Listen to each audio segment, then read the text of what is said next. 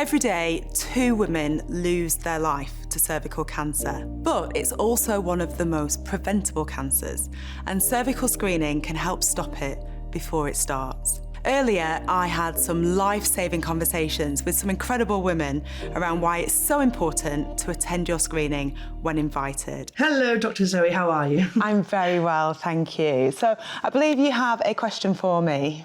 What I've been hearing is that the test itself has potentially changed now, and it's now testing for the HPV virus. Yeah, you're right. HPV is human papilloma virus, and this is a really common virus, and usually it just goes away on its own. Your cervical screening sample is first tested for HPV, and that's a more accurate and more sensitive way than the previous way, and it lets us know who is at a higher risk of having abnormal cervical cells that can potentially progress to cancer further down the line. So the important thing to remember is that having HPV does not mean that you have cervical cancer. And how long does it take a cervical screening and what does it entail? The actual test only takes 2 to 3 minutes. When you go into the appointment, the nurse or the doctor that is seeing you should explain what's going to happen. And then they're going to ask you to undress from the bottom down and lie on a couch. And that's when they give you a paper sheet as well that you can pop over yourself. They'll use a speculum and a soft brush to just brush a few cells off the cervix, and that's what's sent off as the sample. We have different techniques to make you feel more comfortable. So whether it's breathing exercises to really help you relax, if you'd rather listen to music, Heavy metal, whatever works. Remember, cervical screening is available to women and people with a cervix aged between 25 and 64 years.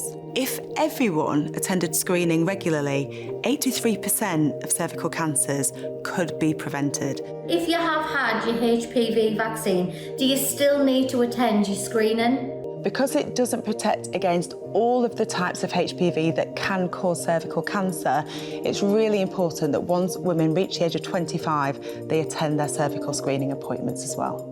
So you've both had cervical screenings in the past, Louise probably many, and Sharon, you're 26, so you have also had one. What have your experiences been? You're always a bit scared because you hear misconceptions about things from other people, and you're always worried, I think, one, it's embarrassment and whether it's going to hurt or not. I always say, best thing you can do if you're feeling embarrassed, if you're feeling afraid, always just share that with the person, whether it's a nurse or a doctor. The thing to remember is you were in control.